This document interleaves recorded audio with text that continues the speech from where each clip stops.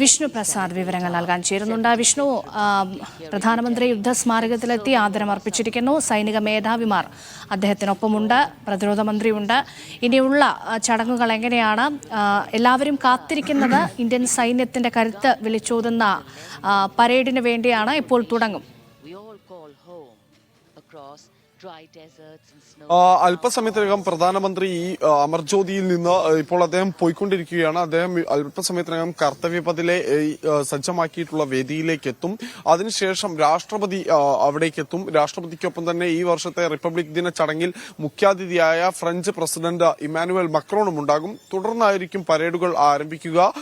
ആദ്യം രാഷ്ട്രപതിയുടെ അംഗരക്ഷകരാണ് പരേഡ് നടത്തുക. അതിന് പിന്നാലെ മറ്റ് സേനാ വിഭാഗങ്ങൾ, NCC കേഡറ്റുകൾ, രാജ്യത്തെ പോലീസ് സേനയും അതോടൊപ്പം തന്നെ ഫ്രഞ്ച് സേനാ വിഭാഗം എന്നിവരുടെ പരേഡുകളും ഇത്തവണ റിപ്പബ്ലിക് ദിന ചടങ്ങിന്റെ ഭാഗമായുണ്ട്. 77,000 പേർ ഈ ദൃശ്യങ്ങൾ വീക്ഷിക്കുവാൻ വേണ്ടി ഇന്ന് കർത്തവ്യപഥിൽ എത്തിയിട്ടുണ്ട് എന്നാണ് മനസ്സിലാക്കുന്നത്. അതോടൊപ്പം തന്നെ വിവിധ സംസ്ഥാനങ്ങളുടെ ടാബ്ലോകളെല്ലാം തന്നെ ഇന്നത്തെ ഈ ഒരു റിപ്പബ്ലിക് ദിന പരേഡിന്റെ ഭാഗമായി ഡൽഹിയിലെ കർത്തവ്യപഥിൽ പരേഡ് നടത്തുമെന്നാണ് നമുക്ക് അറിയാൻ കഴിയുന്നത്. പ്രധാനമന്ത്രി നരേന്ദ്രമോദി അവിടെ ഇപ്പോൾ ഈ യുദ്ധസ്മാരകം സന്ദർശിച്ച് അവിടുത്തെ സന്ദർശക രജിസ്റ്ററിൽ തന്റെ പേര് രേഖപ്പെടുത്തുകയുമാണ്.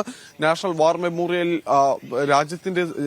രാജ്യസുരക്ഷയ്ക്ക് വേണ്ടി ജീവൻ വെടിഞ്ഞ ജവാന്മാർക്ക് അല്ലെങ്കിൽ ഉദ്യോഗസ്ഥർക്കെല്ലാം തന്നെ അദ്ദേഹം രാജ്യത്തിന്റെ ആദരം അർപ്പിച്ചു കഴിഞ്ഞു. അല്പസമയത്തിനകം, അതായത് 10:30 തന്നെ രാജ്യത്തെ റിപ്പബ്ലിക് ദിന പരേഡുകൾക്ക് ഡൽഹിയിൽ തുടക്കമാകും. ഏകദേശം 1.5 മണിക്കൂർ സമയമാണ് റിപ്പബ്ലിക് ദിന പരേഡ് ഡൽഹിയിൽ നടക്കുക.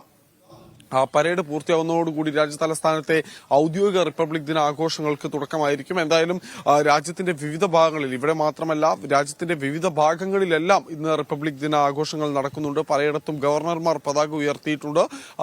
കേന്ദ്രമന്ത്രിമാർ അവരുടെ വസതികളിൽ പതാക ഉയർത്തി. രാജ്നാഥ് സിംഗ് ഉൾപ്പെടെയുള്ളവർ പ്രധാനമന്ത്രി നരേന്ദ്രമോദിക്കൊപ്പം ഇപ്പോൾ അമർജ്യോതി നാഷണൽ വാർ മെമ്മോറിയലിൽ എത്തിയിട്ടുണ്ട് എന്നാണ് മനസ്സിലാക്കുന്നത്. ഇപ്പോൾ അദ്ദേഹം അവിടെ നിന്ന് നാഷണൽ വാർ മെമ്മോറിയലിൽ നിന്ന് കർത്തവ്യപഥിലേക്ക് പോകുന്ന ഒരു ദൃശ്യങ്ങളാണ് നമ്മൾ കണ്ടുകൊണ്ടിരിക്കുന്നത്. കനത്ത കാവലിൽ തന്നെയാണ് ഡൽഹി നഗരം ഇന്നുള്ളത്. നഗരത്തിന്റെ എല്ലാ മേഖലകളിലും പോലീസ് ബാരിക്കേഡുകളും അതോടൊപ്പം തന്നെ ചെക്ക് പോയിന്റുകളും സ്ഥാപിച്ചുകൊണ്ട് സുരക്ഷാ ക്രമീകരണങ്ങൾ ഒരുക്കിയ ഒരു കാഴ്ചകൾ കൂടി നമുക്കിന്ന് കാണാൻ സാധിക്കുന്നുണ്ട്. എന്തായാലും രാജ്യം അതിന്റെ 75ാമത് റിപ്പബ്ലിക് ദിനം ആഘോഷിക്കുന്ന വേളയിലാണ് ഇപ്പോൾ ഉള്ളത്. ശരി, വിഷ്ണു പ്രസാദാണ് വിവരങ്ങൾ നൽകിക്കൊണ്ടിരിക്കുന്നത്. വിപുലമായി രാജ്യം 75ാമത് റിപ്പബ്ലിക് ദിനം ആഘോഷിക്കുകയാണ്. രാഷ്ട്രപതി എത്തുന്നതോടെ ചടങ്ങുകൾ തുടങ്ങും. ഇപ്പോൾ നമ്മൾ കണ്ടത് പ്രധാനമന്ത്രി യുദ്ധസ്മാരകത്തിലെത്തി പുഷ്പചക്രം അർപ്പിക്കുന്നതാണ്.